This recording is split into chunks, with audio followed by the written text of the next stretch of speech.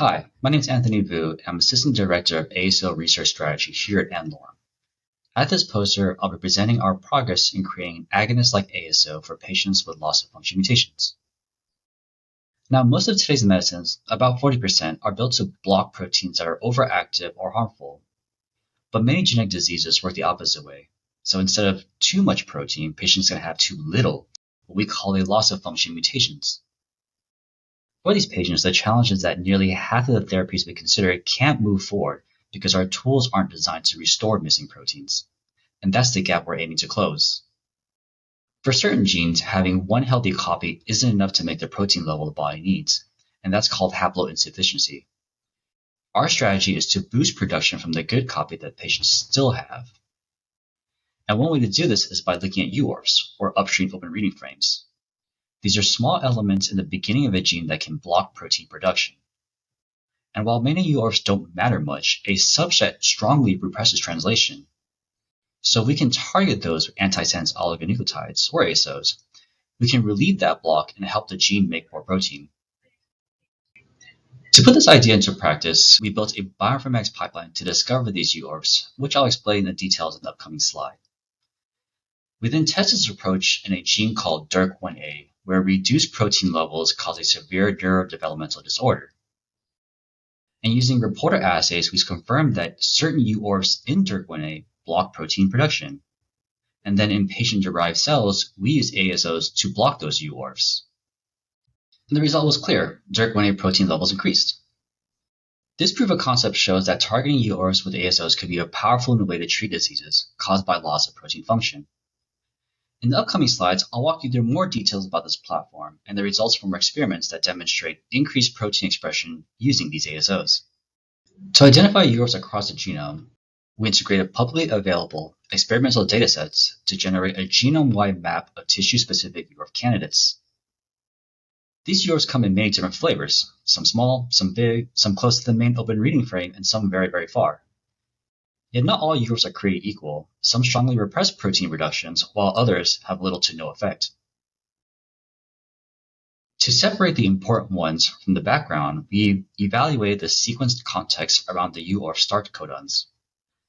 This context is known as the Kozak sequence, a motif that determines how efficiently ribosomes initiate translation at these sites. The closer a UORF start codon matches the Kozak-like sequence, the more likely it is to be used by ribosomes and therefore impact protein production. So by evaluating each UORF in this way, we were able to prioritize candidates with the highest potential to be functional repressors and therefore the most promising therapeutic targets. We then mapped the UORFs across the DYRK1A 5' UTR and found quite a few of them scattered throughout the regions. Again, some were large, some small, and they varied in distances from the main coding sequence. You can see these highlighted as the dark blue lines above the transcript here, and the diversity in their size and placements suggests that multiple UORFs could play a regulating role of DYRK1A translation, with different degrees of potential repression depending on the position and the initiation strength. To test which UORFs were actually functional, we cloned the full-length DYRK1A 5' UTR into a luciferase reporter system where protein expression can be quantified by luminescence. For each candidate UORF, we mutated the start codon so it could no longer initiate translation. In doing so, this non-functional UORF will enable increased translation of the reporter gene, or nil in this case, as a readout. We expressed this reporter in cells, and as you can see in the diagram on the right, several of these mutations led to a big jump in reporter activity, in some cases more than a 50% increase. This confirms to us that those UORFs were actively blocking translation.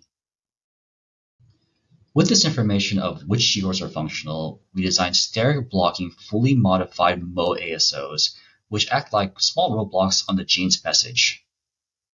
To find the most effective position, we micro-walk them step by step across the translation start site of each target UORF.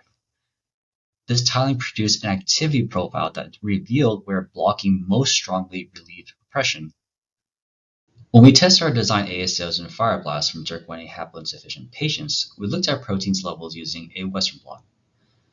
What you can see here on the top is expression of DYRK1A across our UORF targeting ASOs, relative to the expression of our non-targeting control ASOs, labeled here as NTC, or our untransfected controls, labeled as UTC on the far right. GAPDH below is used as our housekeeping gene to show fairly equal protein loading. What I hope you can appreciate is that compared to the non-targeting control, the UORF targeting ASOs increased DYRK1A protein. Importantly, this effect was both sequence and site-specific, meaning only the ASOs placed at the right spots boosted protein expression.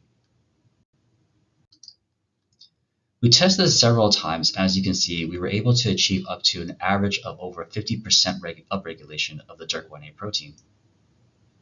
We next tested different lengths of our UORF targeting ASOs, and what we found is that length changes can shift how effectively the ASO relieves repression.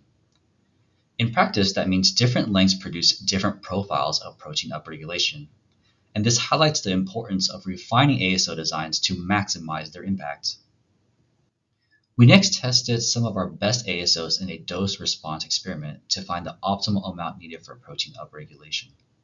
And remarkably, we saw strong increases in DYRK1A protein at very low nanomolar doses.